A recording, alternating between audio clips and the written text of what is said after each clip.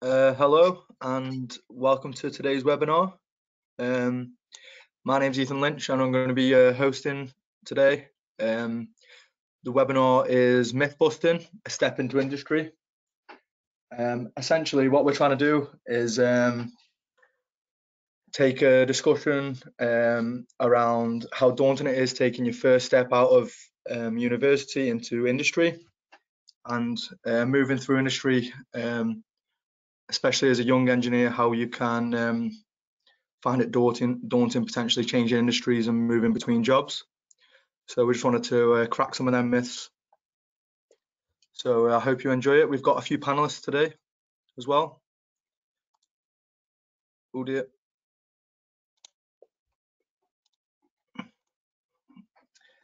Yep, we spoke about that one. So our guest speakers are Lucy Sherburn. She is a consulting engineer at Fairheat. She joined Fairheat after graduating University of Sheffield with a master's degree in chemical engineering with a year abroad.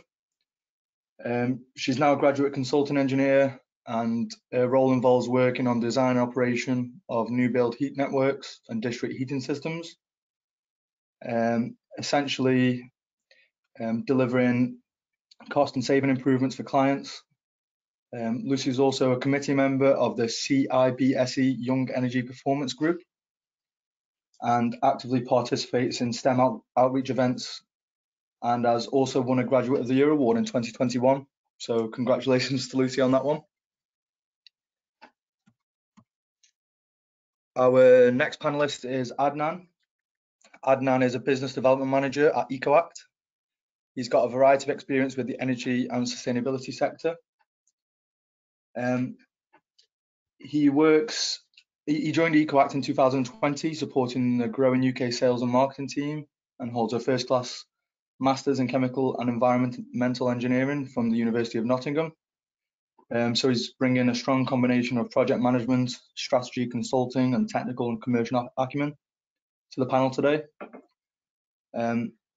I think one of the things worth mentioning is we did try and get a range of panelists from a bit of a range of industries as well. So hopefully we'll get a widespread view and some differing and challenging opinions. Moving on to Kelly. Kelly is a chartered engineer currently working as a project portfolio manager at Attorneys Fine Chemicals UK. She graduated with a master's degree in chemical engineering with a placement in 2002. And Kelly's going to be the most senior engineer on the panel today. She spent a career working on 2 large top-tier coma chemical manufacturing facilities with exposure to a range of roles, responsibilities, and different organizational cultures. So really a lot of experience moving between organizational cultures there. Significant roles include project management, design, commissioning, decommissioning, production management, process control, and environmental engineering, as well as leading continuous improvement initiatives. She's got some key qualifications, which include NEBOSH, which is a environmental management diploma in health and safety, and she's also a 6 Sigma Green Belt and a chartered engineer through the IChemE and Engineering Council. So that's a quick introduction to the panel. So let's get into it. The first myth that we're going to be talking about is, if we are offered a contract at a large company, should we still consider employment at a small or medium enterprise? So we really want to look at the differences between larger companies and maybe the opportunities at smaller companies. So Kelly, if we open it up to you. Yeah, okay. Am I off mute now? Yeah, we can hear you. Great, thank you. Yeah, okay. So I think for me, my thoughts on this is that yes, you should still consider it. I think you should keep your options open. I think there are benefits to working in both worlds, both sort of different types of organisation, whether it's large or small. And I think it's about who you work with rather than who you work for. I've only officially worked at 2 chemical manufacturing sites, but I've experienced both a big organisational culture, which has got, you know, global sort of sites, and I've also sort of experienced quite a lot of where it's locally controlled because we've changed ownership quite a lot. So that's, and you know, so I've seen the benefits of both types of organisation. A large company, you might get more structure as a young graduate, you might get a bit more guidance, but that can stifle you. If you go to a smaller company, you could end up with some serious sort of responsibility earlier on and have a steeper learning curve. The other thing to bear in mind is that even if you work for a larger company, depending on how it's structured and set up, it might feel like a smaller company because it's controlled more locally. So I think ultimately, I would suggest that you connect with the type of company and the people you're going to work with and think about that rather than whether they're big or small and whether they're a big name in the industry or not. From my experience, I think finding your personal fit is a better sort of thing to think about. Brilliant, Kelly, thanks for that. Moving on to Lucy. Any thoughts? Yeah, I think kind of echoing what Kelly says, I think there's definitely pros and cons to either a large company or a small company. I worked for a small company, so when I joined in 2019, there was 15 of us, and now there's about 25 of us. So I've only experienced being part of a small company, but it's been great because I kind of know everybody in the team from kind of very senior level, managing director level, all the way down to the bottom. So it's great in that sense. I find I've been given lots of responsibility kind of very early on. So there's definitely benefits from being part of a small company. And like I said, there's definitely benefits from being part of a larger organization. When I was graduating, I think it's quite easy to just get caught up in the large companies. And that's because they've got the budget to advertise and on graduate recruitment websites and things like that. So I never really actually considered joining a small company or knew about a small company, but I definitely think if you are kind of a graduate at the moment or going to be graduating soon, like keep your like horizons open, try find the small companies because they're definitely out there and like willing to employ people, as well as the big firms, the big graduate schemes as well. No, I think that's great advice, and it sounds like you and Kelly are on quite a similar page with some of your points there, which is great. Adnan, any thoughts on this one? I think Kelly and Lucy have pretty much summarized it all. It's very much as they've said as well. It's depends on the person, depends on what you're interested in. I would probably echo what Kelly said more about, you know, finding the right fit. It's get a chance to really speak to the team you're going to be working with. Take your time, really understand what is it you're going to be doing, who's going to be your line manager, so on and so forth. There's no right and wrong answer here. I think I would probably do both. So from my perspective, I did both.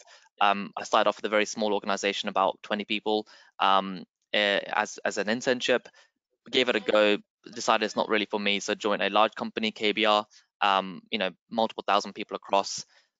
Gave it a go for 2 years, thought actually not really for me again, so joined a smaller company again. And I think that sort of experience from different companies going around really taught me about, okay, cool, what's the differences between a large and a small organization, what works for me, and why does it work for me. So it's a learning curve. It's okay.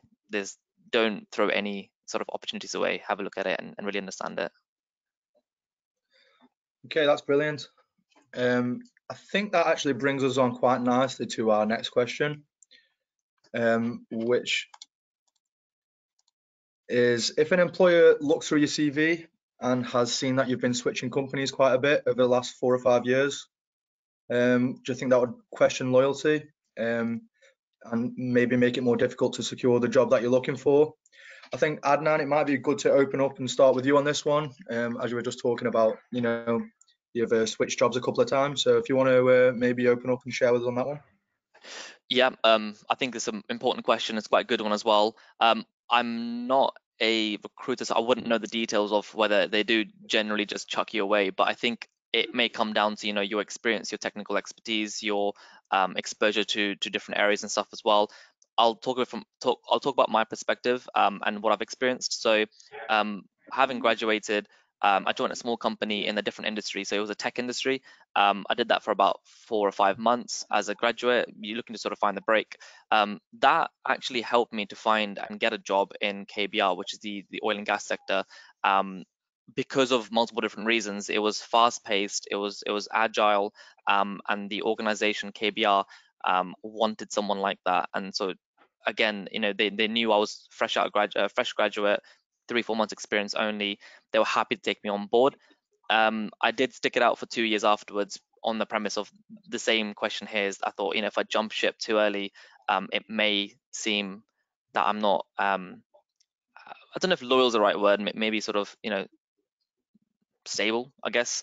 But I Yeah, don't think it yeah. has a big impact. I'm not 100% sure. I'd be quite interested to hear Lucy and Kelly's take on it as well. That was my take, and I think it's more being fair to yourself as well. You want to really embed yourself in a team and go through you know, some of the work to really develop yourself once before moving on. So that's sort of my take on it. Okay. And do you think the switch that you did make, Adnan, through your early career helped you move into EcoAct where you are now, which is more of a sales and marketing team? Yeah, definitely. I think chemical engineers are exceptional people in many ways. I think having technical competency, it helps you in many ways. So doing the technical work first, doing the oil and gas consultancy work really helped me develop myself in terms of going into sales and going into business development. It gives you a bit of a better edge when you're going into client calls. So I think I'm glad I did it that way around. I did the technical stuff first, understanding how bring teams together, how does a construction in oil and gas work. Using that as leverage, then getting sales meant that I can actually talk with a bit more validity and credibility as well. So I think that worked quite nicely. And again, it was highly valued by EcoAct sustainability. Hmm. I think it makes sense. If anything, like we say, maybe loyalty is not the right word, but actually that couple of career changes maybe helped you get into a more suitable role in maybe a slightly different industry, and looking at it from, you know, the sales and marketing side. So it can maybe be help. Okay, so Lucy, I think we'll come to you next. I think have you got any thoughts on this one? Yeah, I think similar to Adnan, I'm not a recruiter, so I don't know what they actually kind of do in these scenarios, but I can give my opinion on what I think kind of the answer is. And I think it's if you go into a role straight out of university and you 6 months in, you know, you don't like that, I think that still could be seen as a success in the sense that you've realised that you don't like that role, you don't want to stay in it. And that's fine. And I don't think you should consider sticking around just to seem loyal or just to make sure your CV doesn't look bad, because that's, like Anand said, that's not fair on yourself. So I think if employers question it, or why have you moved so many times, I think as long as you can justify your journey and how it's got you to that place. You know, I did this and I didn't quite like it, but I really like this one aspect of it, which has led me to your organisation. I think that's kind of the best way to play it. And I don't think people will view that as being unloyal. I think people will just view that as being, you're just finding your feet and finding what you like and dislike. And I think they'll appreciate kind of you actually discovering what you like, rather than just being, oh, I'll try this all out. I'm not sure if it's for me. So yeah, I think that's my take on it. Yeah, I think so. Essentially, switching it into a positive and saying, you know, I want to find my feet and dip my toe in a couple of different industries, maybe, or different roles, and then sort of paving the way for wherever you want to actually take your career and which direction you want to go. I think that makes sense, Lucy. Yeah. Okay, Kelly, any thoughts on this one? As someone who's obviously more developed in their career. Yeah, I know you actually, yeah, sorry, go on. Yeah, I can probably give like a slightly different perspective on it in terms of having been one of those people that are scanning CVs. So in terms of what Adnan and Lucy have said, I think that I would totally concur. At the end of the day, if you can explain the reasons that you might have switched companies, and you can put that positive slant on it, and it's for reasons for your own development, or you can show it was proactive and you're making choices. For example, you've moved to a company that's not the right fit, you know, that it's important. To be honest, I think what's more important is that your CV has impact. So as someone who has sat with a pile of CVs in front of me, when you're putting your CV forward, I think it's important to remember that it's going to reach a person at the other end. A human being is going to have to read that, and all you've got to do is have impact on that person. So it's more important that it's easy to read. So I do, if there's a spelling mistake, you're on the no pile. It's as simple as that, because if you've got 100 CVs to read for 2 jobs, and there's spelling mistakes and you've not bothered to even put the time in to do it properly or make it look right, that's honestly more important than whether you've had 3 jobs, 10 jobs. For me, if the CV is good enough to attract my interest, I can then explore the reasons for you having moved jobs a few times and understand that in a phone-to-phone conversation before inviting you for interview if I want to seek a bit more information. So I don't know if that helps, but it's a slightly different slant on the person on the other end, really. No, I definitely think that as someone who's actually been involved in employment processes and interview processes and scanning CVs, it's definitely an interesting take. Do you think in terms of moving jobs, I know you are in your bio, Kelly, you are a chartered engineer and you've been chartered for quite some time.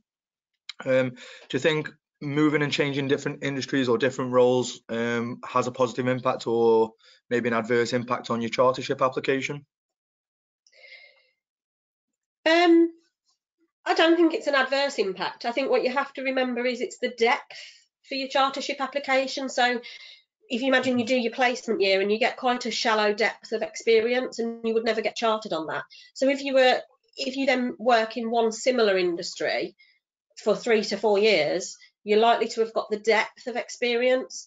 Whereas if you switch, you might end up sort of starting at the shallow end again and gradually. So it might have an impact in that way, because it's more depth than breadth, I think, with your chartership. But just a personal perspective. So if you are looking at moving industries and stuff like that and you are wanting to get chartered, it might be something that you want to manage in terms of getting a bit of a deeper understanding rather than just looking at the breadth of knowledge that you're acquiring.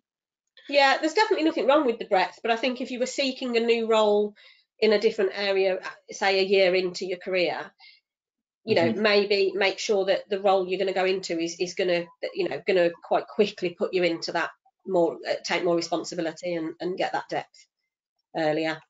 It's worth thinking about. No, that's that's very I think it's quite informative, especially for someone who's just who might just be making their first steps towards their chartership as well. I think it's important to remember as well that you don't have to do it in 4 or 5 years. I didn't get chartered until about 10 years. Personal choice, but it's important to do it and it's a good focus, but you don't have to do it in 4 years.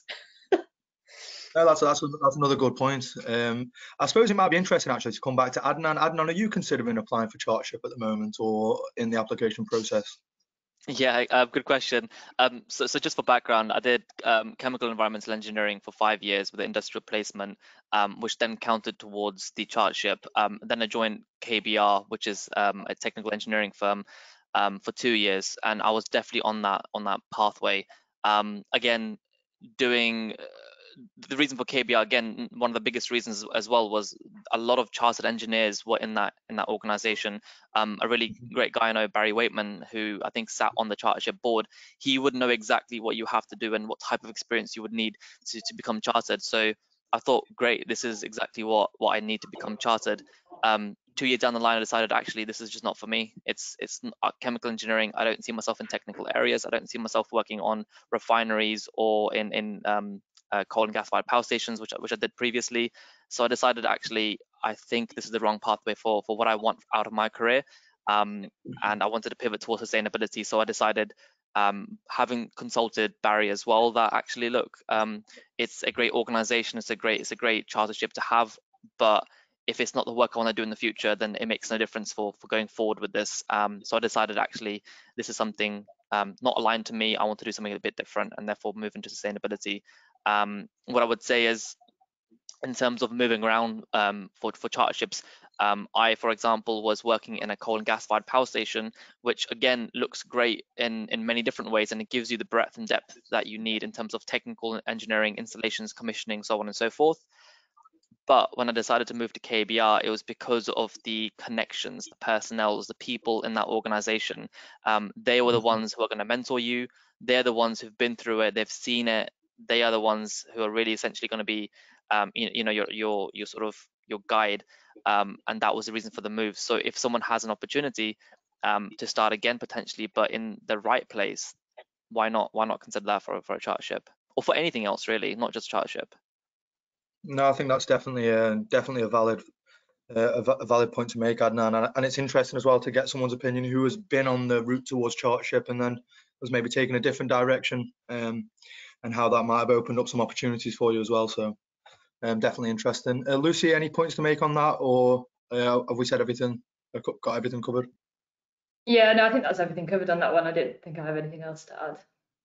Okay, brilliant. Okay, moving on to the third and final main question that we're going to cover today.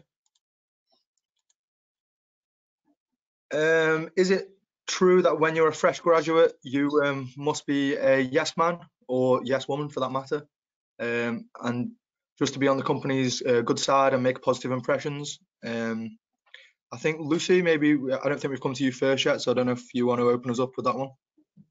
Yeah, sure. I don't know exactly what a yes man or woman means, but I think if I know when we kind of got briefed on some of these questions, it was talking about having a not great work-life balance and kind of staying late. And I don't think that's the way to impress your employer. I mean, I'm really fresh into kind of the industries and whatever, but I think it's important to remember there's probably a lot of other ways to impress your employer that isn't staying late. I think producing high quality work within your working hours and within a quick time period is probably seen better than producing average work over double the period of time and staying late. This is just my own personal opinion. I think there's saying yes to opportunities and yes to networking things and yes to kind of external groups and committees, and I think it's important to say yes to opportunities, but like don't feel like that's saying yes is like working late and loads of hours. I think you can impress and make a good impression without having to do that. Okay, brilliant. Kelly, I think we'll move on to you on this one. What's your take on this one? Okay, so I think Lucy's makes a really clear point, that yeah, quite a lot of people would think, well, if you can't do your job in the hours you've got, you're not doing it very well, are you? And I think there are a lot of people that, and I think we're moving more towards that in general in the world because of work-life balance and thinking about it. There is no doubt that there are some people out there, again, you've got to remember all these people that you want to make a good impression on or do well are all people with their own vulnerabilities, their own issues, so they'll all want different things in order to be impressed. So, you know, some people out there will still see working at 11 o'clock at night as something to be, you know, seen as a positive and that you're committed. There's no doubt there are some people like that in the world, but I agree with Lucy that it's not actually the way to impress people.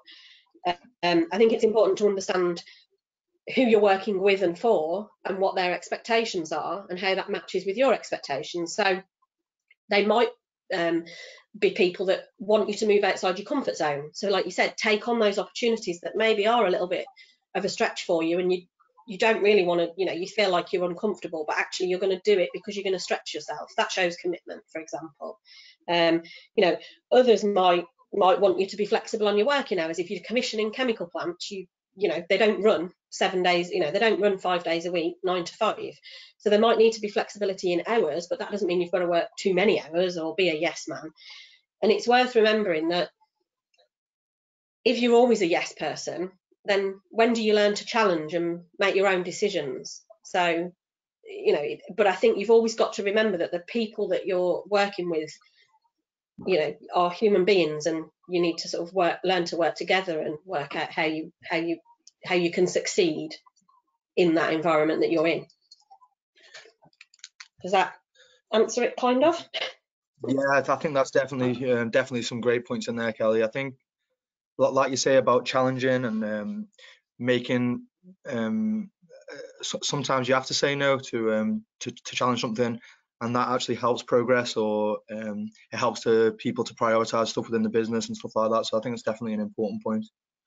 I think just on that as well, sorry if I could just jump in. I think if sometimes you can be at risk of saying yes to too many things and being overwhelmed, and then that also puts you then in a kind of a not great situation because you've taken on more than you can chew and you're not going to produce work in the standard at the time that you're meant to do it. So I think there's definitely a balance of like saying yes to things, but don't take on too much that it's going to kind of put the rest of your work at risk as well. Exactly, and I think it's about taking them opportunities and learning as much as you can when you're younger. But like you say, taking on too much, you actually might damage your output or damage the quality of your work. So it might actually be a negative thing to take on too much. Definitely a good point, Lucy. It's remembering those are the important soft skills as well, isn't it? Because technical skills are all great, but if you can't manage those softer skills and manage your time and manage other people, if you can't do that for yourself at the start, then you're not going to develop into someone that can manage teams, are you? No, definitely not. No. Adnan, I don't think we've heard from you on this one. Any thoughts listening to the other two? Yeah, it's definitely interesting. I mean, I think it's a balance, Ethan. I think sometimes you have to say no to be able to get more opportunities. I wouldn't say it's about being a yes man or woman. I'd say it's more about challenging the status quo and questioning and really asking why. And it's a funny story because at KBR, when I first joined, I think it was week 6, and I started complaining about X, Y, and Z. We were on a campus, and there were a few other companies around us as well. I think Unilever were across us, and I was just really frustrated how we didn't communicate with other people, or we didn't challenge other things. So I sort of went off in a rut and started speaking to someone that I just met at the cafeteria and just explaining, oh, we don't do this well, we don't do that well, we have so much opportunity here, but why are we doing this? 2 days later, I got called in, and I'm informed the person I was speaking to was the vice president of the company, and I was like, oh, didn't know that. But what actually came out of that was he made me chair for one of the panels, one of the employee networks, and somehow 6 weeks into my career at KBR, I've spoken and basically I haven't even pissed off anyone. It's just complain about a few things and give a few suggestions, to which they thought, actually, this guy seems to have different ideas or seems to have a different perspective, and we want that. So I would say it's not about being the yes man saying, yes, let's do this and let's do that. It's more about, why are we doing this? What's the reason behind it? Can we do this better? Is there a reason why we're not trying this out? I think that's more valuable. Definitely. Yeah. I think just to touch on something further that was mentioned as well, in terms of getting the balance right and not overloading yourself. Have you guys got any tools specifically that you use? I know I'm putting you on the spot here, but any tools that you use specifically to manage your workload that might have been useful to know when you were just starting out? If anyone wants to come in on this one, I'm not sure. The diary. Yeah, just a simple diary, manage your calendar, Outlook, simple stuff like that. Yeah. I think I think there's a couple of things you can use. The first one is communicate with your manager, or communicate with your with your colleagues. So tell them and explain to them your workload and how it's going. So I have sort of weekly or bi-weekly catch-ups, either with my mentor or with my manager. The purpose of that is to know and feel I'm on the right pathway for what I want to achieve by the end of the year, but also, how am I getting on and how do I feel about the workload, and how is that all managing as well. I think work health is important. You should address that, and you should put something in place to make sure you're continuously monitoring that as well.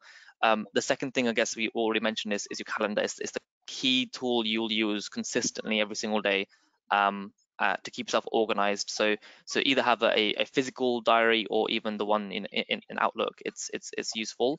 And then the third thing, I think it's your friends and family. They can normally tell what's going on, and they'll generally pick up on things outside of work. So I guess that's more of, it's not necessarily a tool, but it can be used in a way to sort of just gauge how you're getting on with workload and being overstressed or overworked. I think it's quite important to sort of tune into that as well. No, definitely. Yeah. I think. Yeah. Sorry, Kelly. Yeah, go on. No, I was just going to say that I'm a total Outlook. My diary, I use it for everything.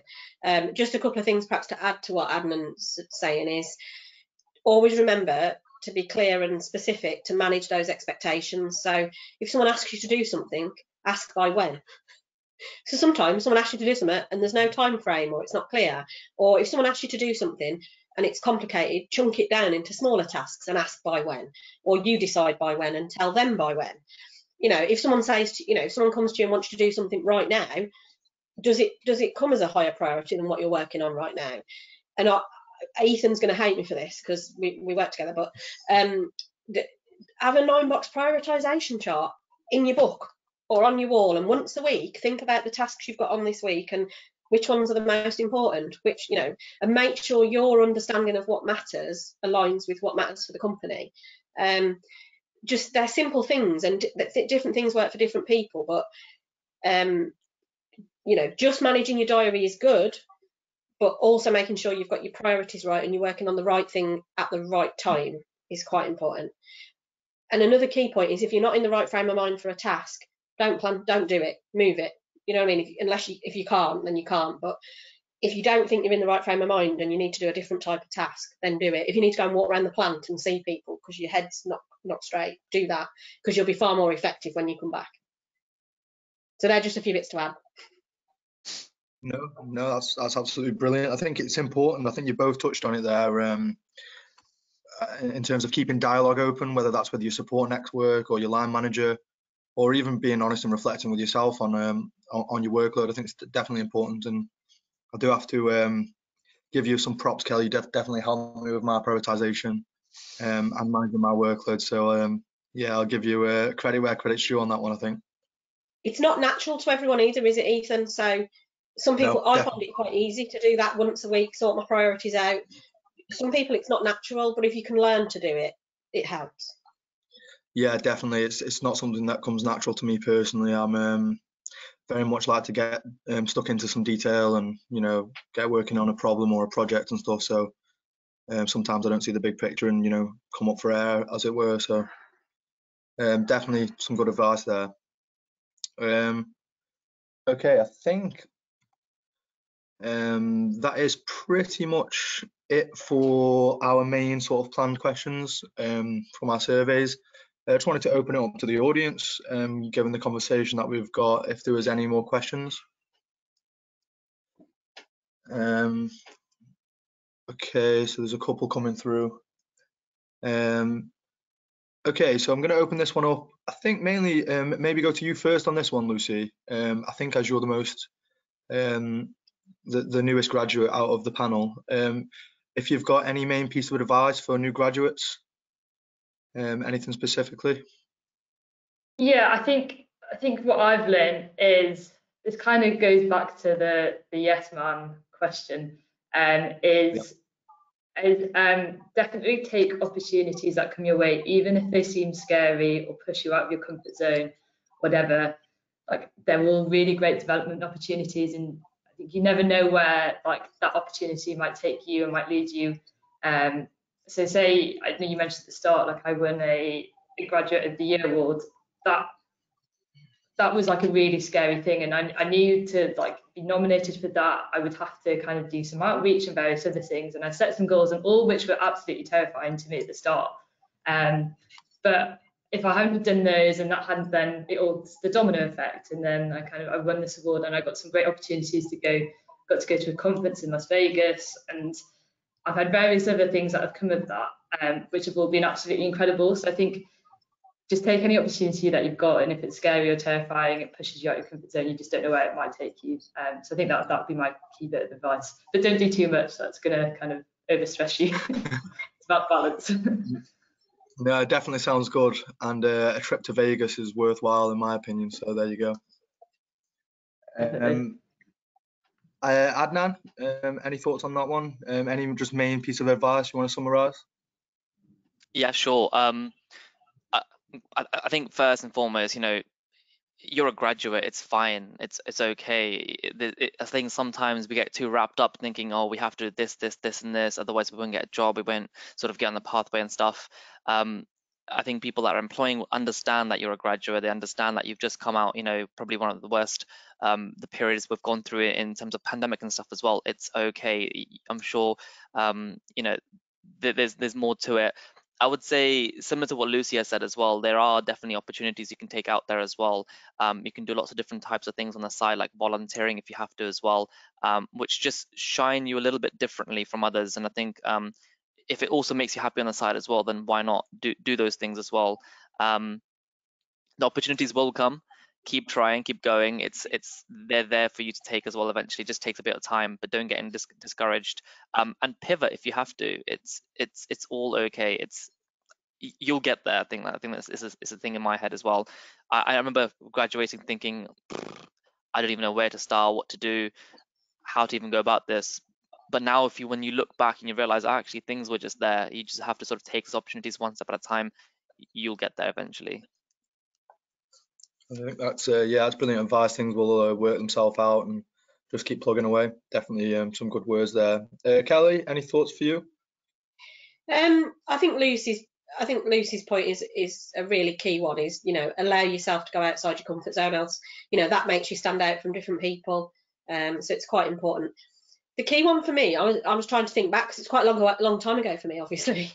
I think the key thing that happened for me is I had a really good mentor, and he was a chemical engineer. He was really old, but he was outside of my direct line management. He was outside of my current team. I was on a big site to start with, and it just meant that I had someone that was interested in me, and just me as a chemical engineer, and my future of that. Even if my future wasn't going to be as a chemical engineer, he was interested in what I was doing and where I was going and how I was coping.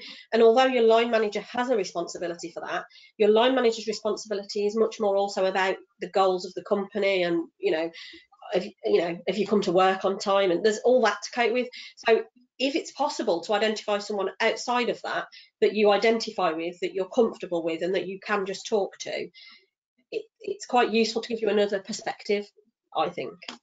And that's what made a big difference to me, because I ended up doing things that I would never have done because of that.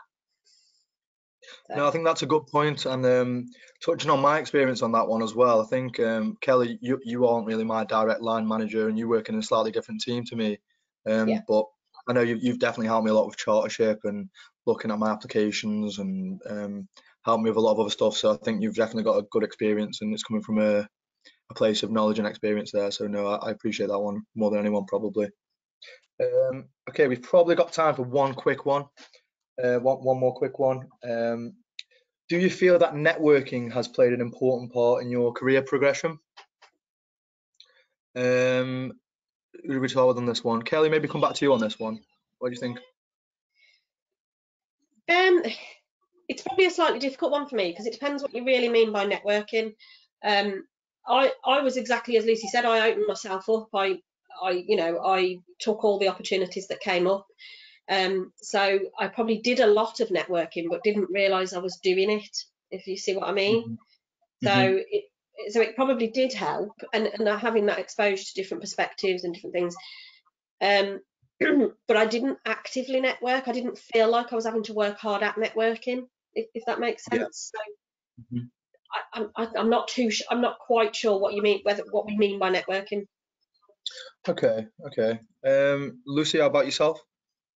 Do you do much networking? Yeah, I guess, kind of as Kelly was saying, I think when you kind of take opportunities and do some kind of extra stuff outside of your kind of typical working kind of role, you do kind of network without realizing your network. And I think it's been really beneficial to me, because I've got to meet loads of people throughout the industry, people who might have similar kind of thoughts and like initiatives that you want to get involved with. So I think it's important in that sense, but I don't imagine it's the be all and end all of your career development, definitely at the early stage. And I think that's probably more company specific. Are you in a good team? Do you have good mentors? You might be on a graduate scheme where you're going to naturally develop anyway. So I think it's important, but don't feel like don't be forced to do it, or kind of feel like it's the be all and end all. I think just picking up on what Lucy's just said, potentially like internally networking in your company that you've moved to is probably more important, to build the relationships and learn from everyone. So like I did shifts when I first started work. I went and actually worked with the guys that run the plant, and it's one of the best things I ever remember, because you really learn how it really works, and you actually built those relationships with those people. And then when later, 3 years later, I'm running projects, you've built some relationships. That's networking in its own way, isn't it? It's just not external networking. So sorry, I've jumped in. It's admin really, but I think that's exactly what I wanted to say is what Kelly just said as well. There's different types of networking. I think if you're going to join a large organization, there's thousands of people around you. You don't really need to specifically go somewhere else. You need to first understand who you're working with, get to know them, spend some time and dedicate some time there. A simple thing I got told the first day I joined was, here's your notebook. The first page that you have, I want you to write down everyone's name that you meet and where you met them. Because 6 months later, when I look back onto it, I realized, oh, there's all these people that work in my company. And I remember this is the place I met him. This is what we spoke about. And what we did afterwards was just add them on LinkedIn. So we're living in this era. We've got LinkedIn, use those things. So yeah, Kelly's point is a really, really good one. Internally, get to know your organization. Some of the smartest people are right next to you. It's just breaking the ice and just having a conversation. I guess the other point then is about networking externally. It sort of depends. I mean, what do you need it for and why do you need it, and do you want to do it and do you need to do it? For example, if I'm moving industry, or for example, I'm from Nottingham. Nottingham University has like 30,000 students. I kept in touch with a lot of them simply because I knew a lot of them would be going to different parts of the world. So if I want to move abroad now, I know there's a whole host of people abroad over here that I can potentially speak to, and that's a form of networking there as well if I need to. So keeping your connections, making effort with people is all part of networking. I think that's more important than thinking about, oh, I got to go to some fancy event somewhere and sort of talk about X, Y, and Z that you don't even care about. Think about what you're doing and why you're doing it and where you're investing your time in. I think that's more important. I think, yeah, brilliant. I think that's 3 very valuable perspectives on that one. So I think that is going to wrap us up. Thank you for attending. Thank you to our panelists, Kelly, Lucy, Adnan. I think you were brilliant. And thanks to our audience members and everyone who came and attended. Just a quick shout out to the National Early Careers Committee, part of the IChemE, and Paul, who is the chair of that committee, who worked really hard. And also we've got a QR code. If you want to scan that, it'll take you to some more of our content on there. So thanks very much, guys. And hopefully we'll speak soon and keep up the networking and that kind of stuff as well. So brilliant. Thanks everyone. Thanks. Thank you. Nice to meet you. Thank Bye. you. Don't know how to turn it off. I don't know how to leave.